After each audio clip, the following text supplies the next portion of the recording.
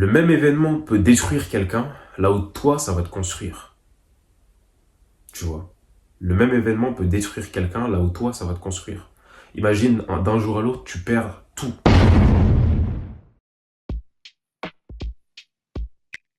Et c'est en réalité la fin à laquelle il ne faut pas mordre, en fait. Parce que tu vois, parfois, comme par exemple, si on reprend l'exemple de moi lorsque je voulais peser 80 kilos, là, j'en pèse 90. On va essayer de monter à 100 kilos, comme je l'ai déjà dit. Ça fait un moment d'ailleurs, mais il y a certaines choses dans la vie qui font que j'ai pas pu me concentrer à 100% sur ce projet-là. Mais c'est toujours en cours. Enfin bref,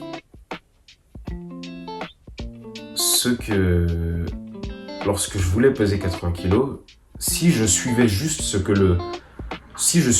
les résultats extérieurs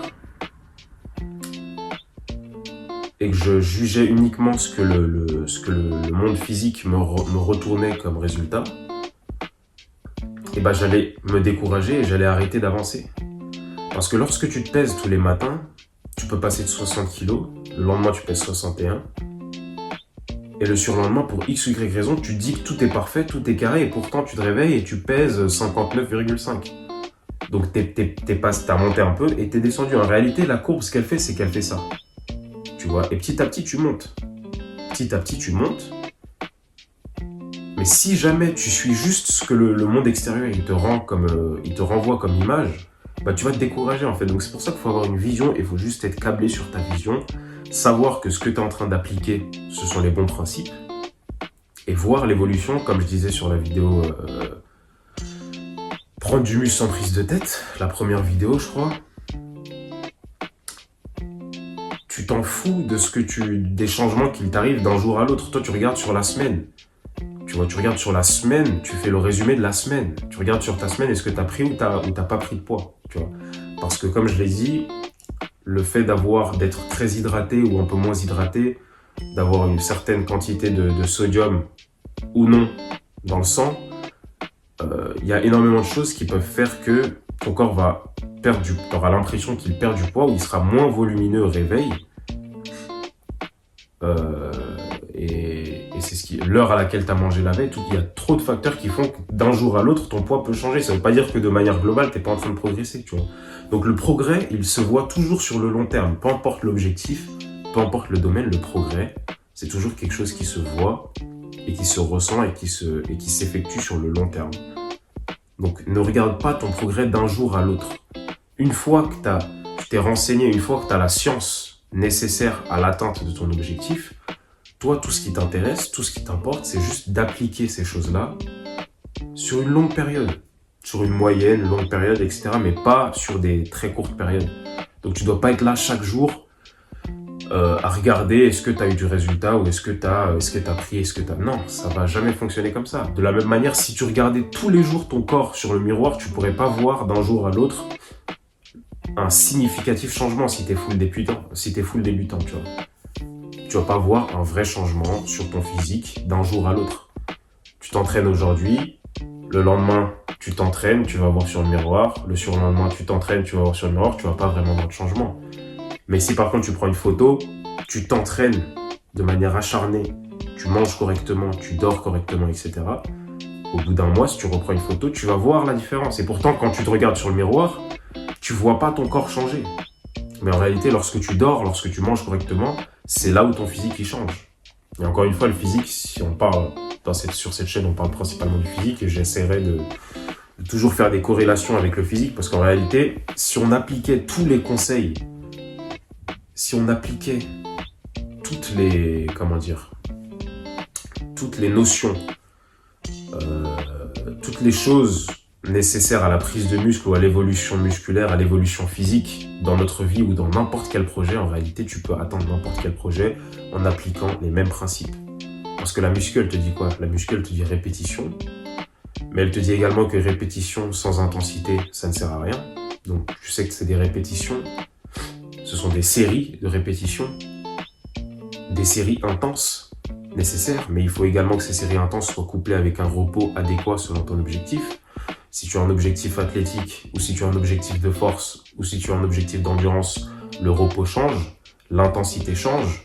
L'intensité sur une longue période ou sur une courte période, le volume global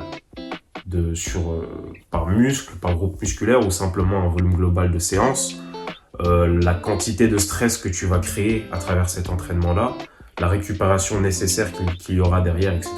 Toutes ces choses-là, toutes ces notions, en réalité, si tu les appliques dans n'importe quel projet, ça fonctionne. Ces notions-là, si tu les appliques dans n'importe quel projet, dans n'importe quel domaine, et bah, tu peux progresser et tu peux obtenir ton objectif à travers ces notions-là, en fait. C'est pour ça que c'est top et c'est pour ça que j'essaierai de toujours faire des corrélations avec la musculation dans mes vidéos. Même si peut-être, vous savez, cette chaîne n'a pas vraiment d'objectif. J'ai pas vraiment d'objectif précis, si ce n'est simplement de pouvoir donner de la valeur en toute modestie à qui que ce soit. Tu vois. Si tu peux tirer une seule phrase de mes vidéos qui puisse te servir ou qui puisse te motiver ou qui puisse te donner un peu d'énergie ou un peu de science ou peu importe, tu vois. Et bien entendu, je t'invite à faire la même chose, tu vois. Je suis juste un gars normal qui s'est dit pourquoi pas créer une chaîne YouTube. Et pas nécessairement créer une chaîne YouTube, mais pourquoi pas partager, tu vois. Et je suis devenu quelqu'un d'assez solitaire de manière assez rapide. On va pas rentrer dans les détails de ma vie pour l'instant, mais en tout cas, je me suis dit simplement quel est le meilleur moyen de partager, et puis tu vas pas aller chercher des gens. Je me suis dit, le fait de créer une chaîne YouTube, c'est le meilleur moyen de toucher des gens qui pensent comme moi, tu vois. Parce que si toi, qui regardes cette vidéo, que ce soit dans 1 an, que ce soit dans 2 ans, peu importe, et que tu lâches un like sous cette vidéo, ça voudrait dire qu'il y a quelque chose dans cette vidéo qui t'aura intéressé, tu vois. C'est pour ça que je suis pas trop non plus, je vais pas être là à pousser les gens à liker. Oui, je vais te dire peut-être ça à la fin de la vidéo, mais je vais pas être là à te pousser à le faire ou à te pousser à t'abonner. Non, parce que je veux de la qualité, tu vois. Je veux que si j'ai à un moment, un jour, sur cette chaîne, 1000 abonnés, j'aimerais que ces 1000 abonnés-là, ce soient des gens, ce soient 1000 potentiels potes. J'aimerais que ce soit 1000 personnes qui pensent au moins dans un domaine ou au moins dans un sens comme moi, qui vibrent plus ou moins à la même fréquence que moi, tu vois. Tout simplement. Mais voilà, cette chaîne n'a pas vraiment d'objectif, si ce n'est simplement de te donner de la valeur ou de servir à quelque chose, tu vois. De servir à quelque chose, que les choses que j'expérimente dans ma vie puissent toi te servir pour que peut-être tu ne passes pas par les mêmes erreurs ou pour que tu progresses plus rapidement, tu vois. Pour que tu progresses plus rapidement. Si aujourd'hui si je reculais de 5 ans, avec le savoir que j'ai, ce serait complètement autre chose, tu vois. Et dans beaucoup de domaines, mais en réalité, le domaine le plus important, je pense, dans la vie, dont on ne parle pas assez, parce que tu peux faire de la muscu, tu peux faire tel ou tel sport, peu importe le sport que tu fais, peu importe l'activité philosophique, professionnelle, le métier que tu fais, artistique, peu importe.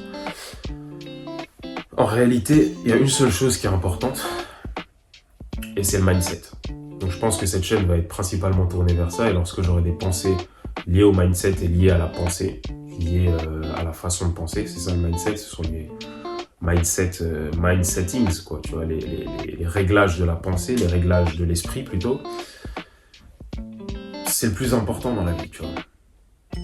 Comment tu penses, comment tu réagis aux choses qui t'arrivent, tu vois. Ce sont les choses les plus importantes en réalité dans la vie. Comment tu réagis aux choses qui t'arrivent, ce sont les choses les plus importantes dans ta vie. Tout simplement, en fait, tu vois. Si s'il t'arrive quelque chose d'horrible, selon ta perception, et la perception que tu vas avoir d'un événement, ça dépend de ton mindset. Si dans ta tête, tu es quelqu'un de fort, tu te définis comme étant quelqu'un de fort et que ton mindset est fort par défaut, mais parce que tu as voulu créer un mindset de cette nature-là, lorsqu'il va t'arriver des événements, le même événement peut détruire quelqu'un, là où toi, ça va te construire. Tu vois. Le même événement peut détruire quelqu'un, là où toi, ça va te construire. Imagine, d'un jour à l'autre, tu perds tout. D'un jour à l'autre, tu perds tout ce que tu as, tout ce que tu possèdes, d'un jour à l'autre. sans raison précise. Quelqu'un de faible mentalement, ça va le détruire. Ça va le détruire, il va peut-être jamais s'en relever, il va peut-être complètement virer au cauchemar et complètement perdre sa conscience, perdre toute sa personnalité, perdre encore plus que ce qu'il avait perdu de base, ce qui est matériel en réalité. Donc lorsque... Bon là on va rentrer dans une discussion beaucoup plus philosophique, donc peut-être pas pour cette fois, mais alors que toi, si tu as un mental fort,